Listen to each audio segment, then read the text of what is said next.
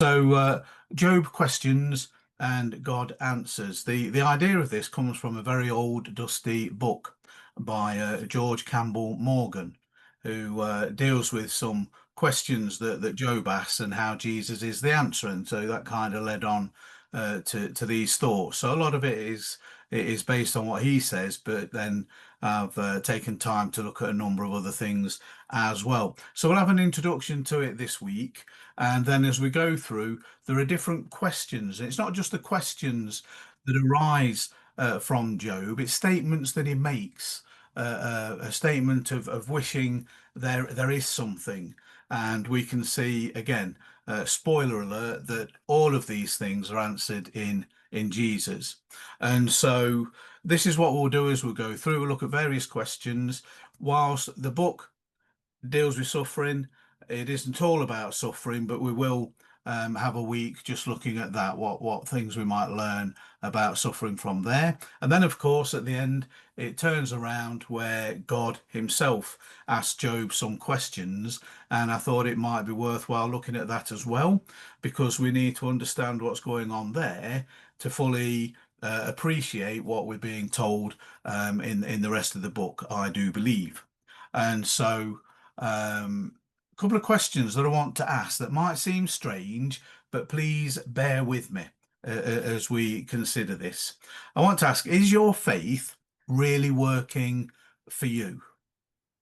That might sound strange, but is your faith really working? Is it what you expected? Are things working out the way you thought they should? What about the church and the church community? Is it really providing for all your needs? There are people who fall away from the fellowship of those that they are with, and very often it isn't necessarily because of some scriptural viewpoint, but it's a feeling of being left out or whatever it might be. So, is the church community providing for all of your needs? Your experience as a Christian, is it that you feel that you're misunderstood, both within and without the fellowship of the church? People around you, you've got something that's so wonderful that you want to share with people, and they don't accept it, neither in the spirit that it's given or really understand what it means to you.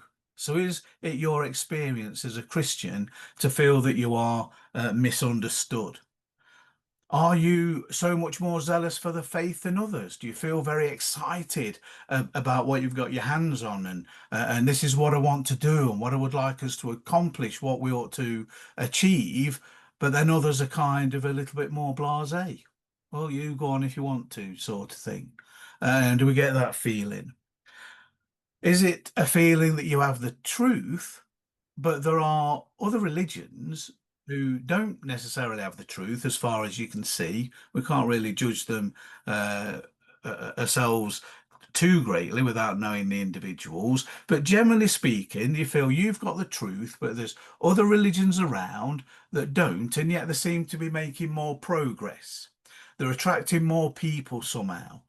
They seem to have it all together. I wish that we were like that, because look at all the people they're getting in and all this kind of thing. What do you feel about those questions? Because my opinion is, and we're going to probably take quite a long journey round to get to this point and be able to really express what I mean by this. But my opinion is that when we look at things in that way, it's more like we're being church members that are following a pattern of religion Yeah. that's centered around how we do things as a group, rather than really and truly having Jesus as the object of our faith.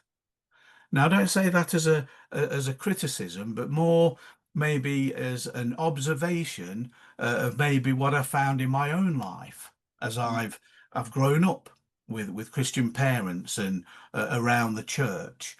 And it's my opinion that we can settle into church membership, and there's certain things that we expect from that. And I think that Job in what we find out about him and what he goes through and the way he deals with it can take us from this membership of a particular group to a real relationship with God, a relationship that we have through Jesus Christ. And that's how Jesus fits into this.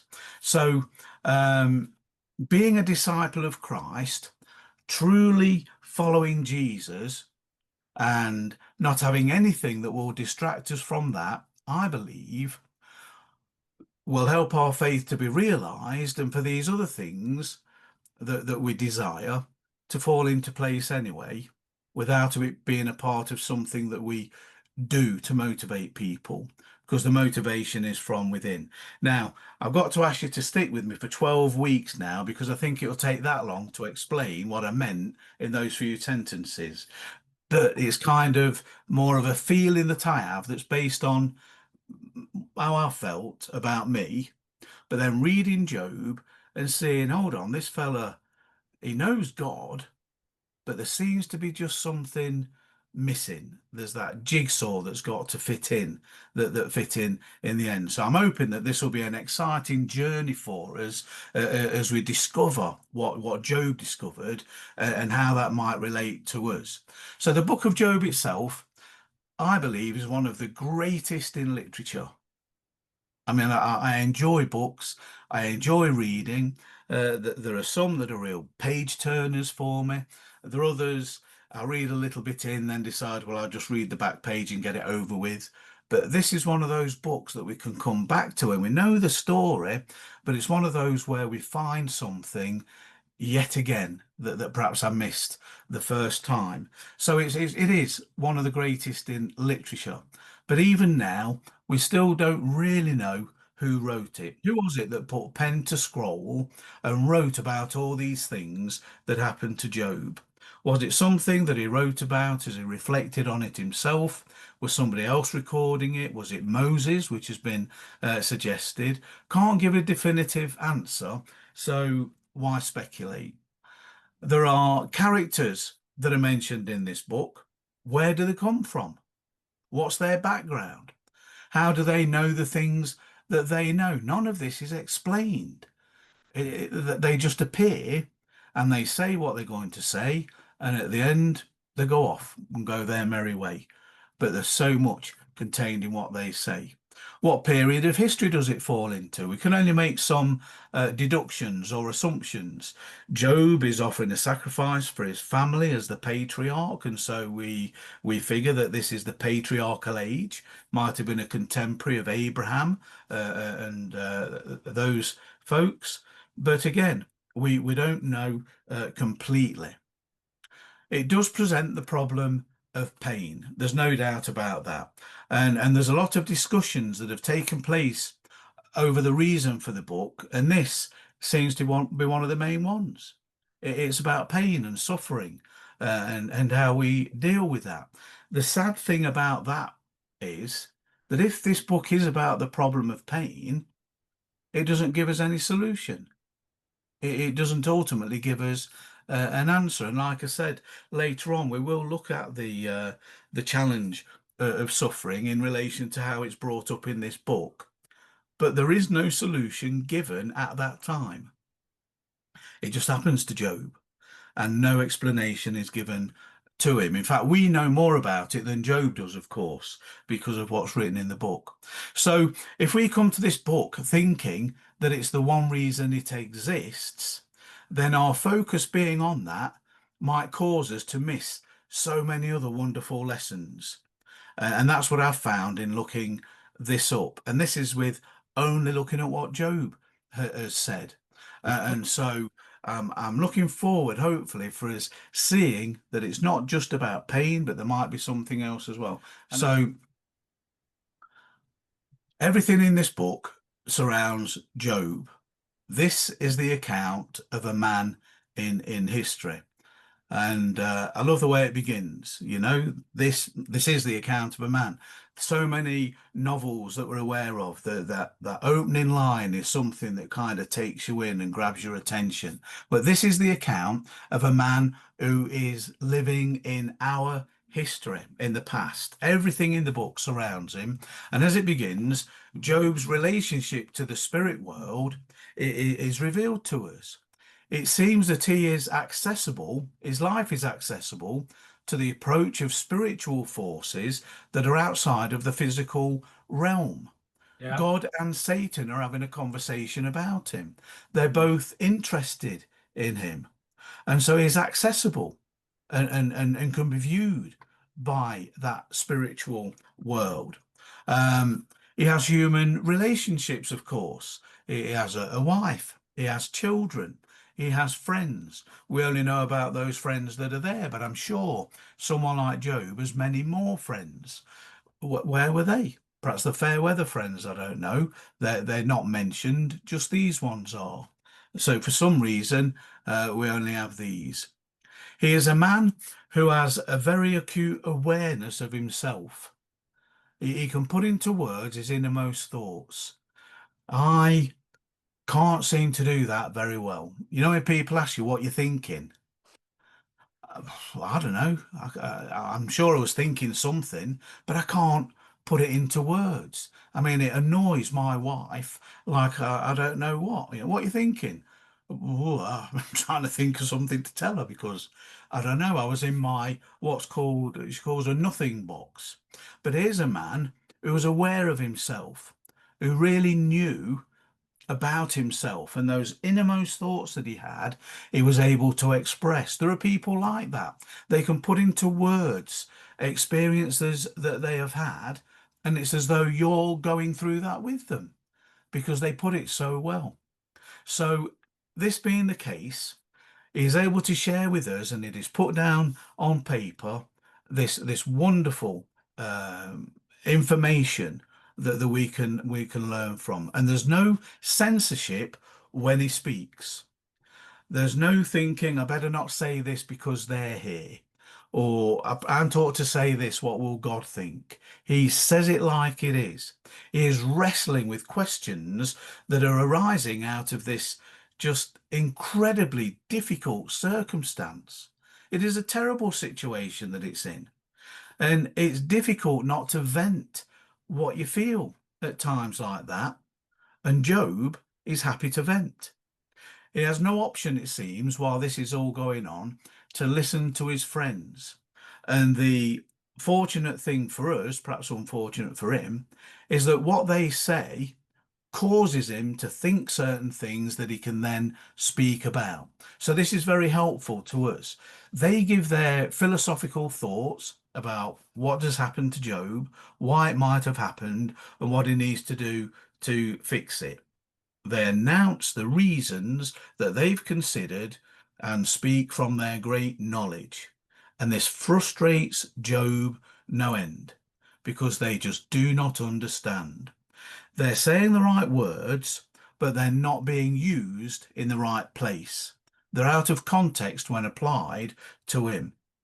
So, having given him the solution to what should happen, if he will listen to them, all your problems will go away. Now, I don't know if you've got any friends like that, but Job certainly had friends in this instance that were like that to him.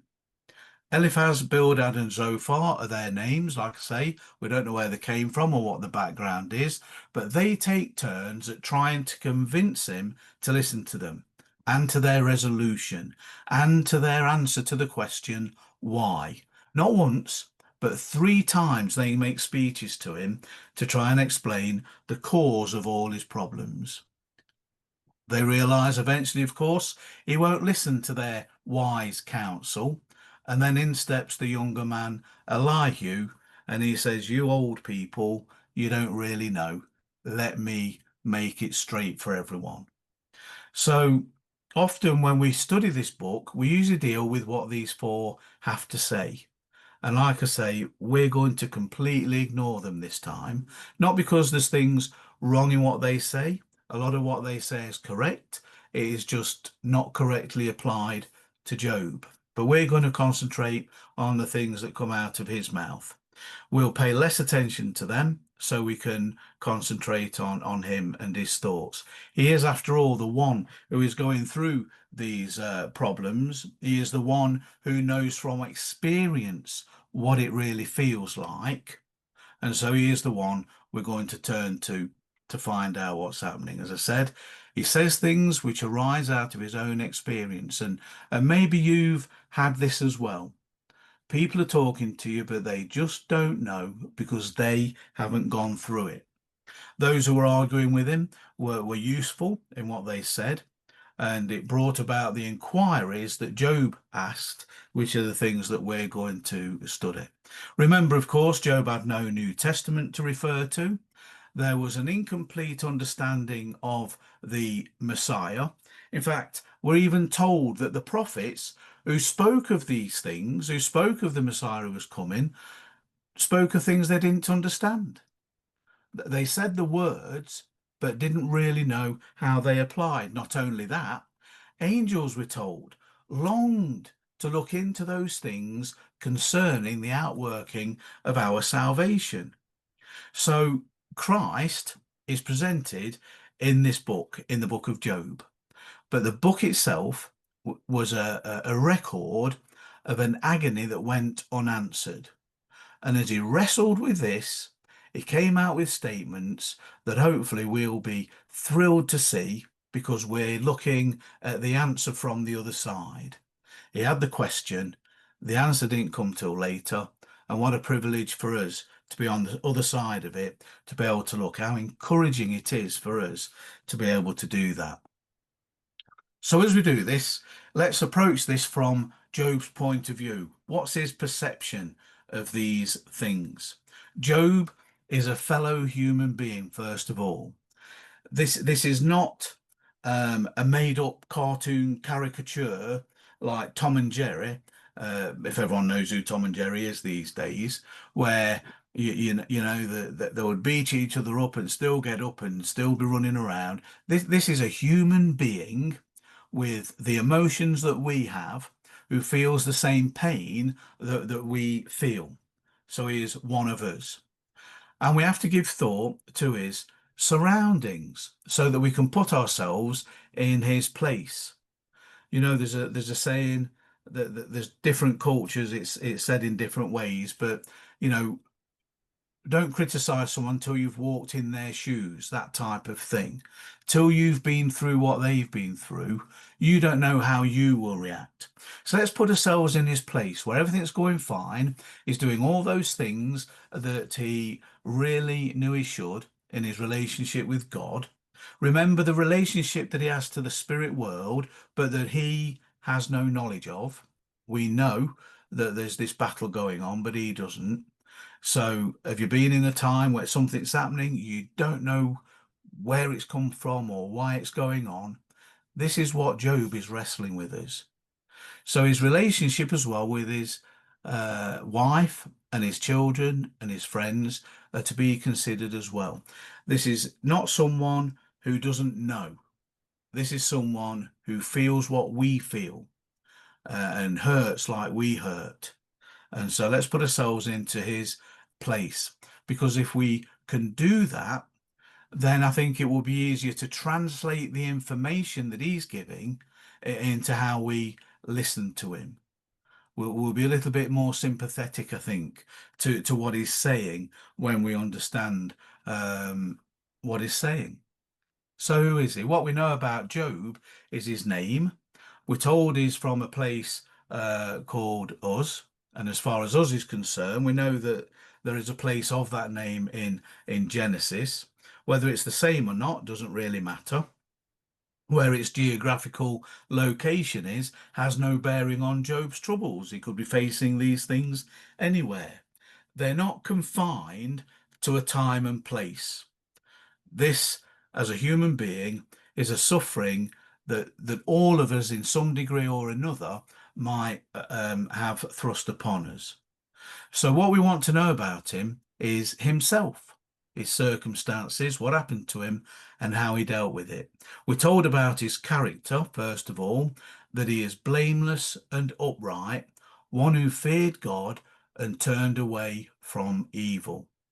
And this is crucial, I think, in our understanding of this man, and then understanding how he came to think the things that he did. Blameless and upright. Does this mean that he never sinned? Was he perfect and never ever done anything wrong? Well, the book was written in Hebrew, and the word translated into English as blameless, or sometimes perfect, means complete. So this is a man who is complete. When it's coupled with the word upright, we might say today that he's got no skeletons in the cupboard. What you see is what you get. Job is not open to any charge of sin because he is someone whose life is an open book. You can't come to him and surprise him that you know something he's done wrong because he's open. If he's failed, he's offered a sacrifice for it. He does whatever he needs to do to put himself back in a right relationship with God. So it can't mean sinless when we talk about this. When we get to the New Testament, those who are to be elders must also be blameless, we're told. So if we're looking for people who are sinless to help oversee the flock as a shepherd, we're stuck because all have sinned, all have fallen short. So to be blameless is to be, like I said, an open book. You know that you've done things that are wrong. If you've done things that are wrong, then you need to make sure that you've dealt with it, that there's nothing that's going to be a surprise. The Hebrew word upright means straight.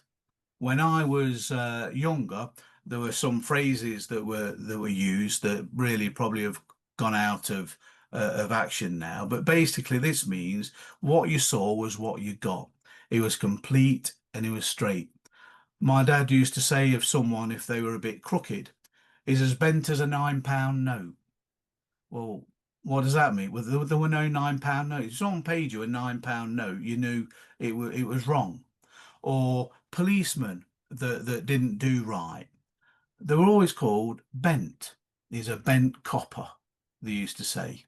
So to be straight is the opposite of this crooked.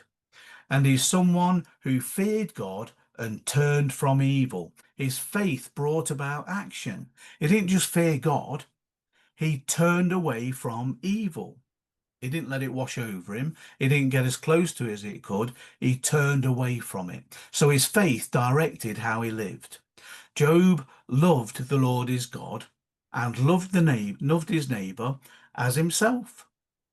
And this was part of the law. It's the law that we live by today. It's a part of the law of Moses. And Jesus points out that these two laws sum up the whole of the law. So fear God and turn from evil. If we want some kind of mission statement or mantra or whatever you want to call it, fear God and turn from evil. Let your respect for God govern how you live. And so in doing this, Job proved that he loved the Lord his God. Jesus himself said, if you love me, you'll keep my commands. People will know that you love me because you keep my commands. So there's no doubt about Job and who he belonged to because his faith was put into action.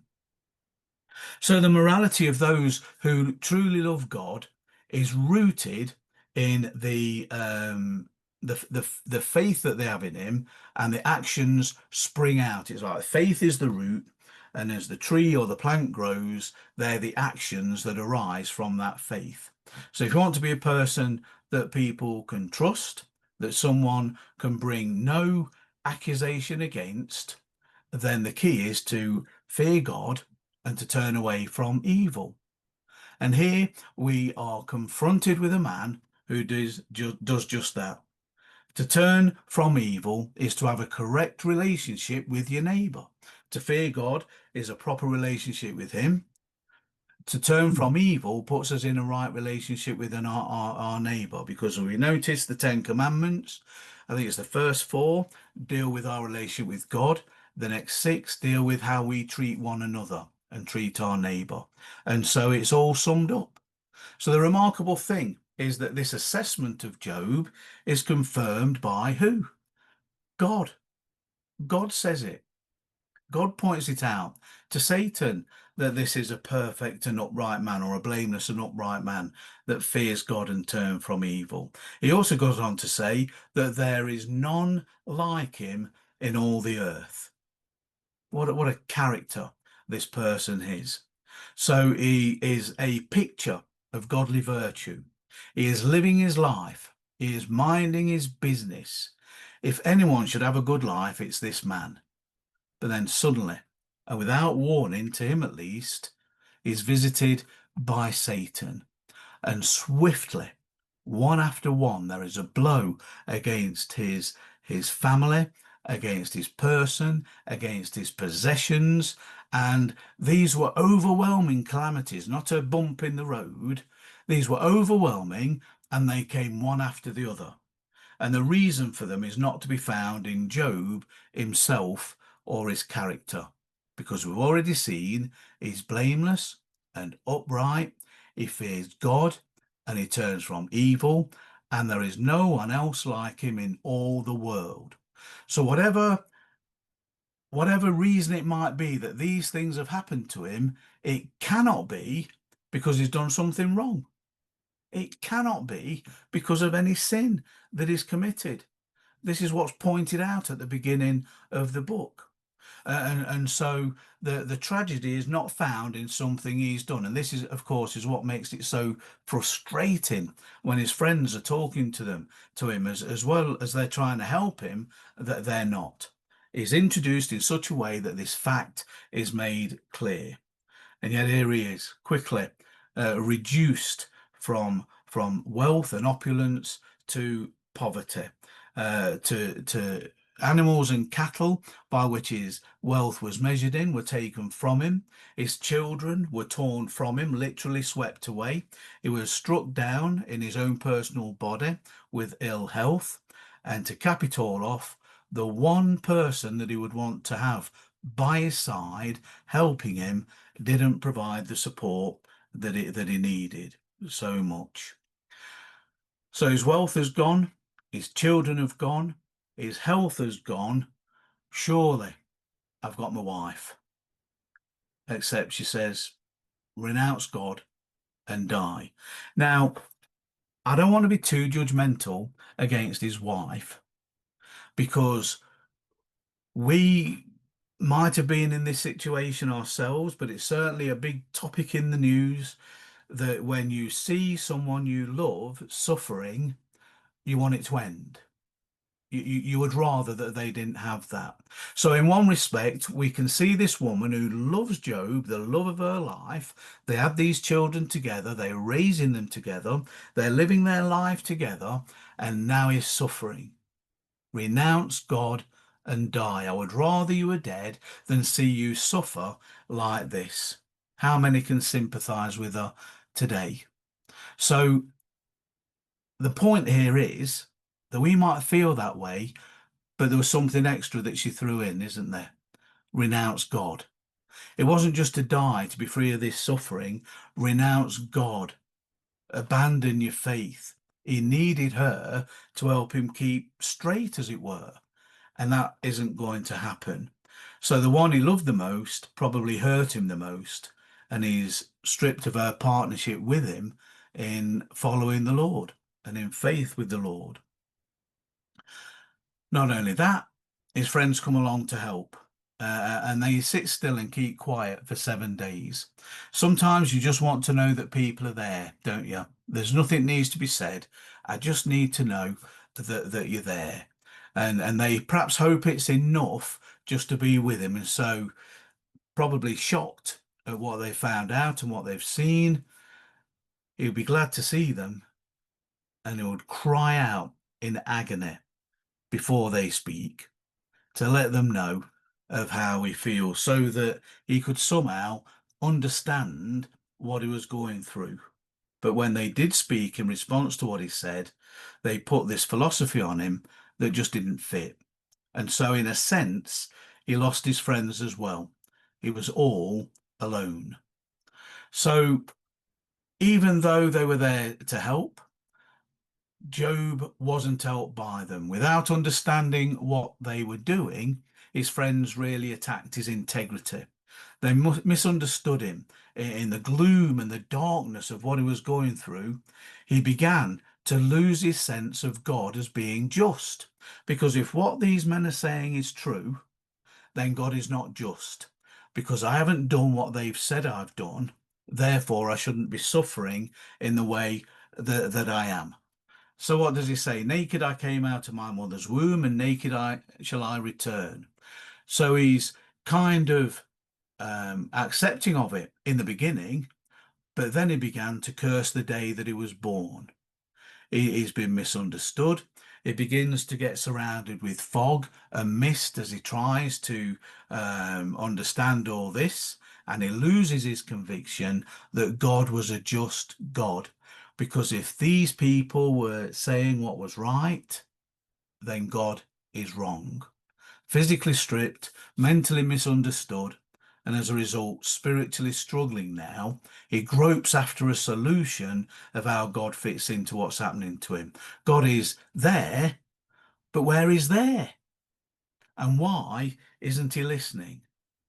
Which brings us to that question of why, which won't deal with in depth here, but let's just mention it as we get this background in.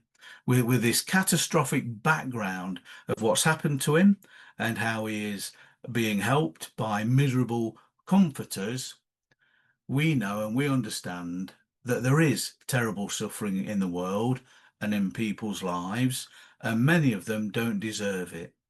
So here is a man who's suffering as well. What we see today and what we feel today about these things is no different to what was happening to Job. There is a tragic and terrible suffering in the world and in people's individual lives, and often it's not the result of the direct sin of that person. Sometimes there are consequences that come about through sin that someone has committed, but other times bad things happen to people who don't really, as we feel, deserve it. So what we find, or what we will find, I hope, is out of the experience of this one man, that there will be broader values than our own existence. There's something bigger than just us that's going on, and we fit into that. So out of the experiences of one life, there might be wider, higher, and deeper values than the individual at the time might know or fully comprehend. And this is a lesson that I hope that we can understand when we feel sometimes, if we're serving God or we're doing what we can in the church, that, well, I can't really do much. I'm not really doing it. That's not true. We don't know how God is using our life to help other people. So right at the beginning of the book, angels are presenting themselves to God, giving a report of what's going on earth, and then God asks Satan, who's amongst them, where have you come from? Sadly, he says, I've been patrolling the earth, watching everything that's going on. That's the New Living Translation. And in the ESV, from going to and fro on the earth, from walking up and down on it. What a terrible situation that Satan is prowling around. And James says that, isn't it?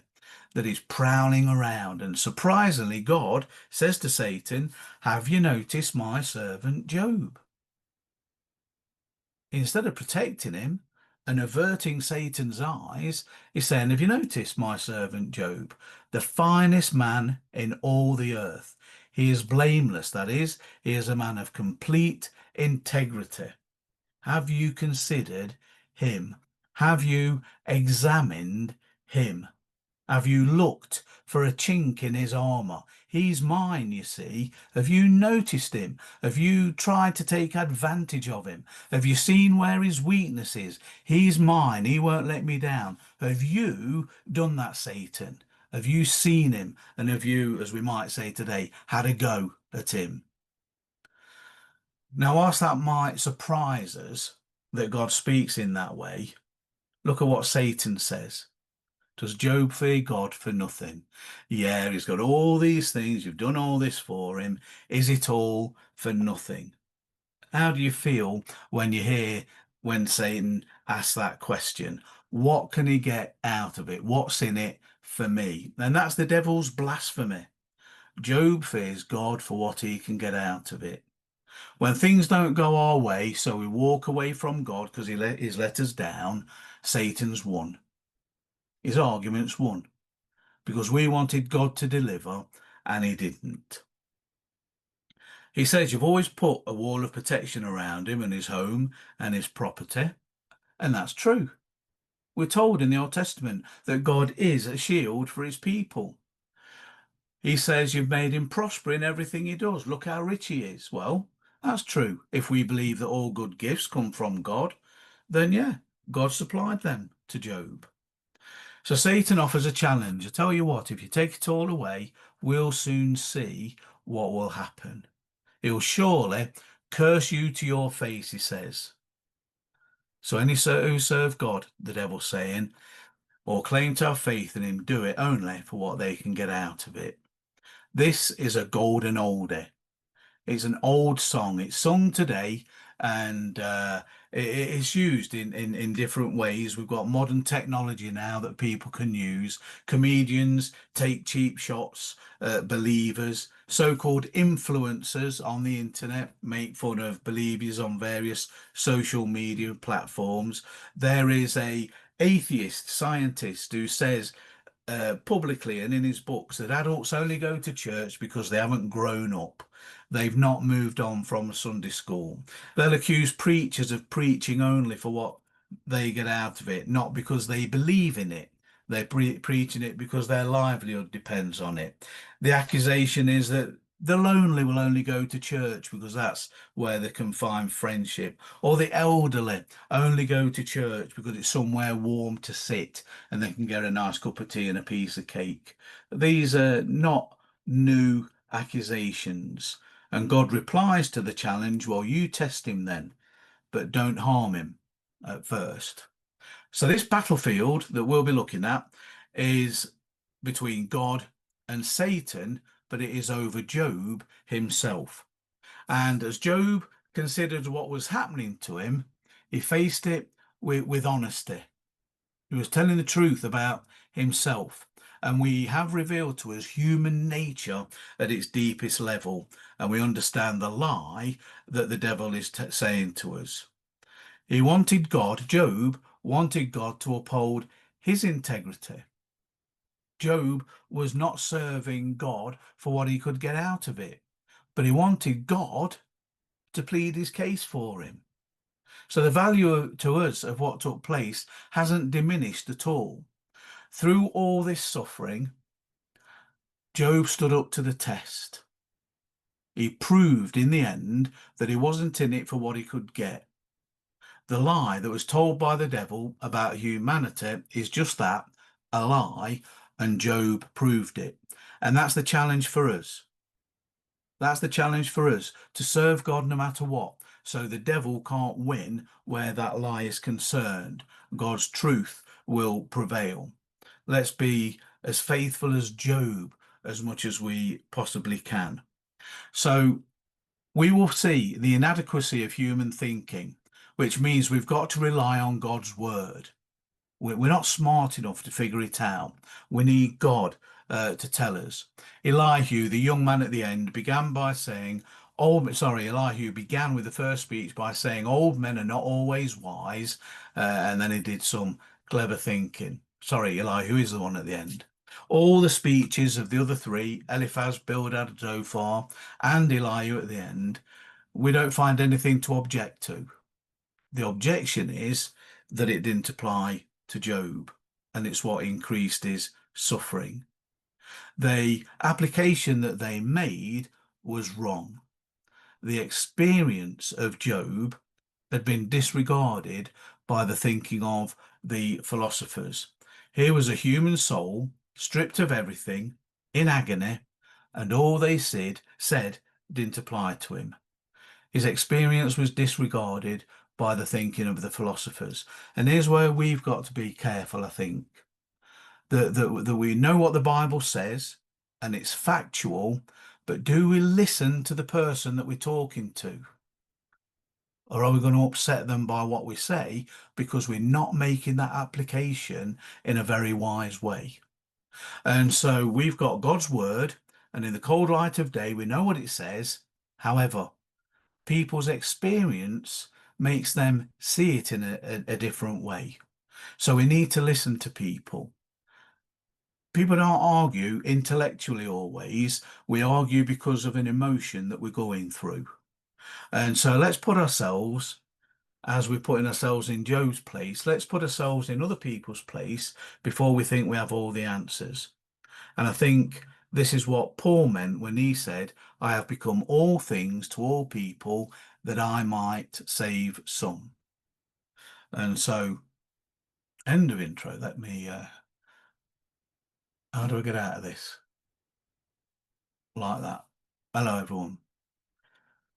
So that's just a recap really over the whole thing. And we're going to, based on what we've seen there, the challenges that take place, are just going to look at what Job says. And even that won't be all of what Job says. We'll pick some things out that I hope will be useful to us today to take us from that point of we've heard and we believe and we're doing what we do, but taking us to, and you're probably already there, you know, I'm not saying that we're not already there, but making sure that we understand these fundamental truths that keep us in a relationship with God. See, too many people walk away from the church because they're upset over something that's been said or done and are giving up on God who sent his son to die for us. And so it's how to get to that point where it won't matter that these upsets come along, we'll still be faithful. So that's a big task. I might not even make it as far as getting there in the end, but I'm going to try so that we might learn from Job how we can hang on in there. Anyway, I've done enough talking. If anybody wants to chip in, please feel free.